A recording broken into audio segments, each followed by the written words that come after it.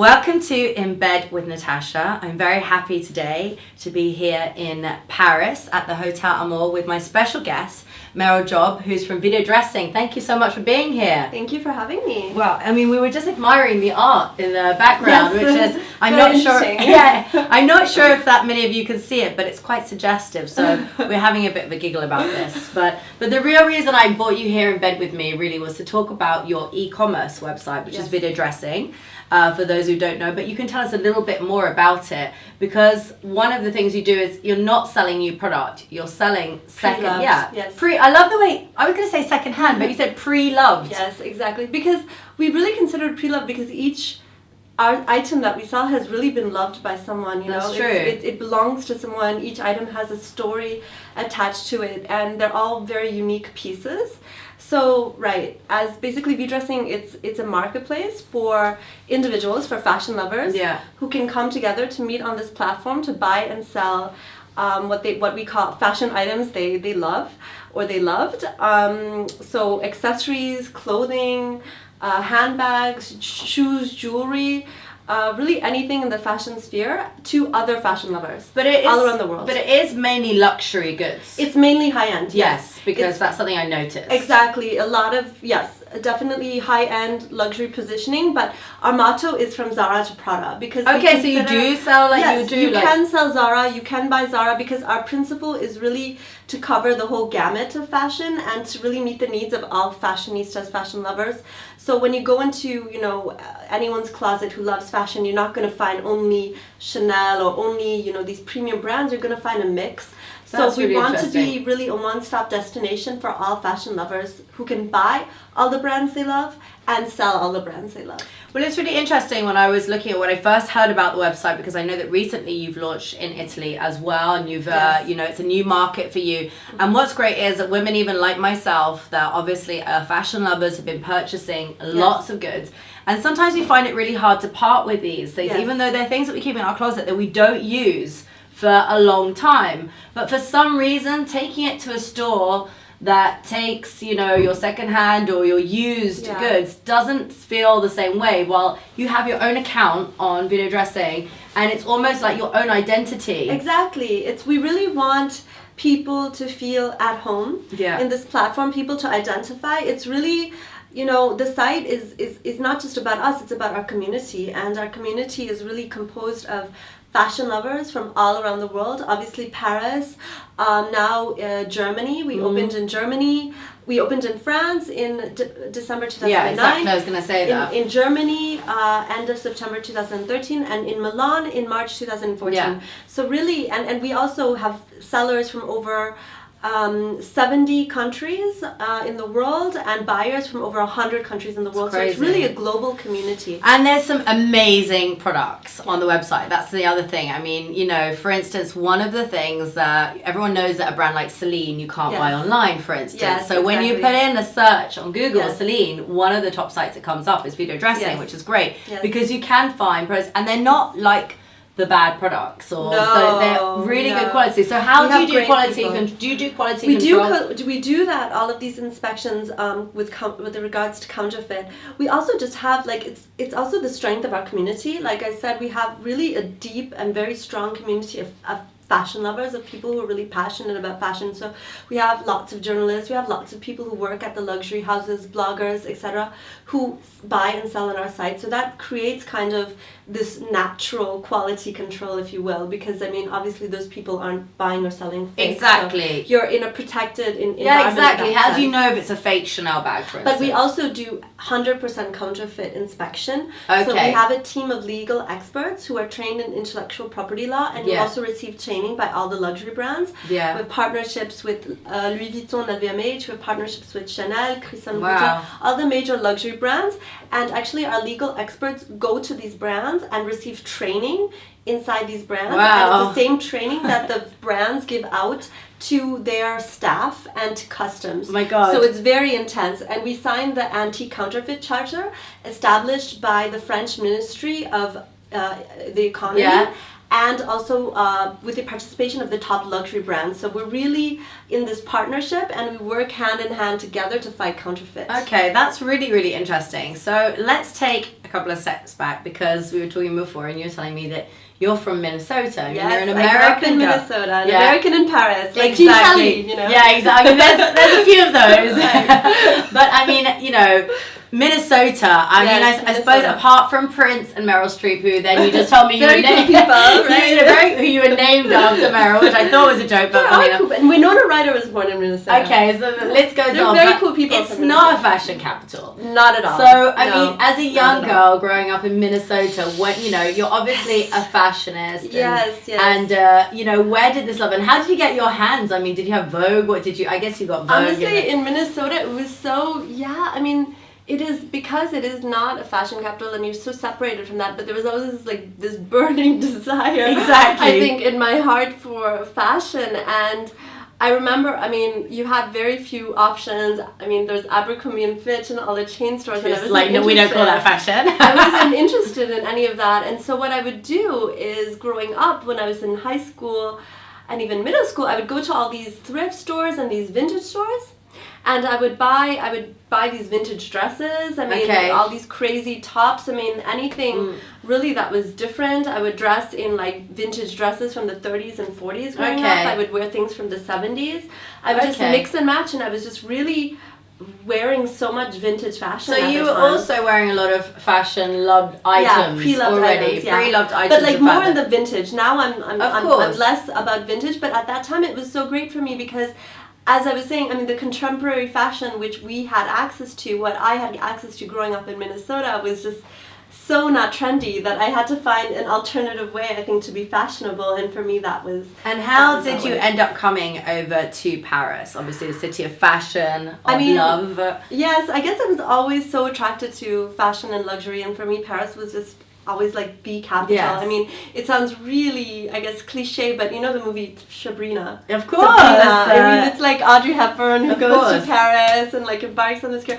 I was always so inspired by these, you know, films from William Wyler, and just, I mean, Paris was always this romantic, you know, fiction in my head, and this dream somewhat. And so and so I had the opportunity to study abroad there when I was in university. Okay. So I did that. I fell completely in love with the city. I wanted to come back. I wanted to work in the luxury sector. So I did a master's after my bachelor in the US. I came back. I did a master's at a business school here called USCP, and marketing and communication. And then I worked as a product manager developing products at L'Occitane en Provence and Chanel. Yeah. So you had some background already before you moved into this. And where did you get the idea, and also the name really?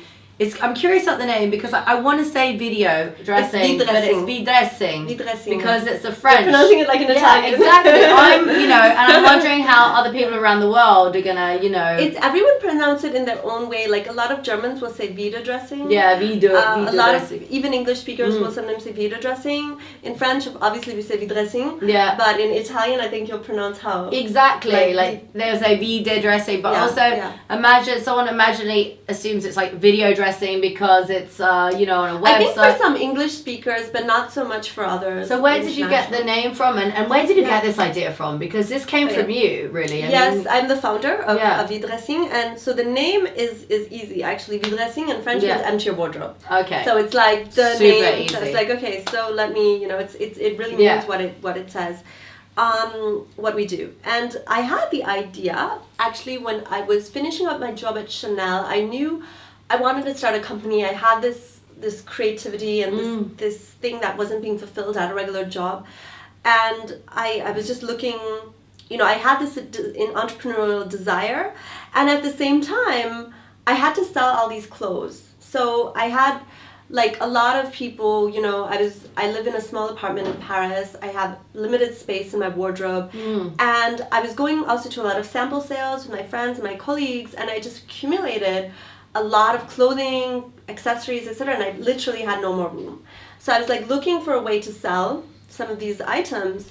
And at the time, this was in 2008, there were only these super generalist marketplaces like eBay, Price Minister, Le Bon Coin. Yeah. I mean, not at all reassuring, not at all specialized. I mean, teeming with fakes everywhere you go. So I mean, huge problem. Yeah, that's why I'm really turned off by the eBay market today. So many are. Exactly. And it's also just not specialized. It's not very attractive. It's just not a dedicated platform. And so, and at the time I was reading a lot of fashion blogs, and I noticed that these fashion bloggers were starting what they call their Videdressing blogs. And as I told you, Videdressing in French means empty your wardrobe. So I thought this was a great idea. It is a good idea. But unless you're a fashion blogger, you don't have the traffic necessary to sell your items through this channel. So that's how I had the idea to launch Videdressing, which is a community platform where basically everyone, any fashion lover, can buy and sell pre-loved fashion items on this website in a community that full of fashion lovers.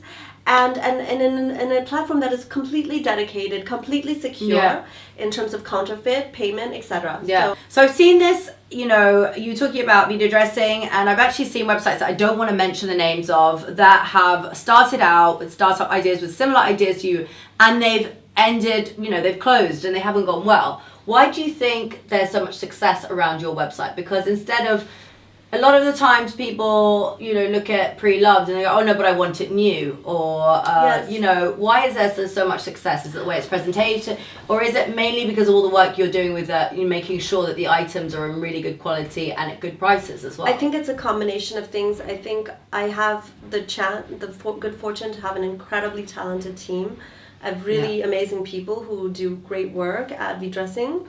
But these are people you put together, so it's not by chance. I mean, So yes, but I would say for sure there's hard work involved. There's a bit of luck, and I think Videdressing today has many advantages. I think people come to us, like for example, sellers, they love us because we're extremely reasonable in terms of commission. We only charge 10%. Yeah, that was something really interesting that I looked at. So this is a huge advantage, and this is one of the main reasons we have such an enormous catalog. Exactly. We have 850,000 products online. Every day there are 3,000 new products coming in. And luxury high-end products, so it's like very quality. Yeah, so it's like I'm giving away a dress, like my Dolce & Gabbana dress that I love, but I just maybe I don't wear it, or a Chanel bag that I've used and I don't want it. But I don't feel like I'm letting it go short, because you're going to take 10% and that's it really. Exactly, we're only taking 10% plus €3, which is really nothing. Yeah, no. And so sellers love us because they find us to be extremely fair, and at the same time they get all these services. We act as a trust intermediary between buyers and sellers. So we make sure that the seller receives the payment and the buyer receives his item, and that she's satisfied. Okay. And buyers love us so much because we offer a counterfeit protection, 100%. We offer a money back guarantee. We're the only C2C site, customer to customer site, to offer this money back guarantee, and it's a huge advantage, plus point for buyers. Because for example, even Net-a-Porter, they'll have a return rate of maybe, 15%, 20%. I don't know their figures. I'm just imagining any traditional e-commerce site. Yeah, exactly what they fashion have. e-commerce site. And it's not at all related to quality. It's really related to size and fit. So we offer our buyers the chance to return an item if it doesn't fit them. And so they love this. They really love this. Of course they do. And also, all the counterfeit protection that we protect 100% the buyers in case of counterfeit. We do moderation before. You can request an authenticity certificate, in which case we do physical expertise before sending you out the item. And in any case, you can always return the item and be totally reimbursed. So there's like 100% protection for buyers. Well, already by this conversation, I'm pretty blown away by your knowledge or your passion into this, and obviously a lot of hard work, because this is what it really takes. Now, you're a young American woman living in France. Was it difficult? I'm going to ask you a question. Was it difficult to be taken seriously at the beginning? I mean, because that this is a bit of a man's world a lot of the time, especially when it comes to startups, and especially when it comes to the digital world. Was it difficult to find your partners? I know that you've got a series of partners on this. And was it difficult to be taken seriously of being, oh, she's just a young girl with this idea, So that's an interesting question for all you entrepreneurs out there. I mean, especially at the beginning, I have to say, we had some rendezvous at the beginning with some investors here, and it was just really like, what?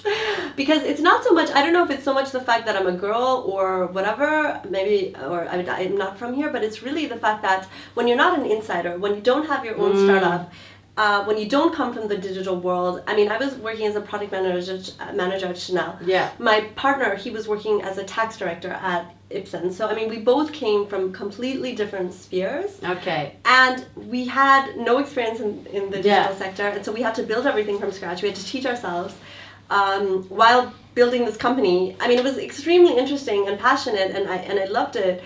But yeah, I mean, it was so challenging. It was so challenging. You were constantly like, it's like, you know, walking uphill or running uphill, you know, and it's, I mean, it's a great workout. Yeah.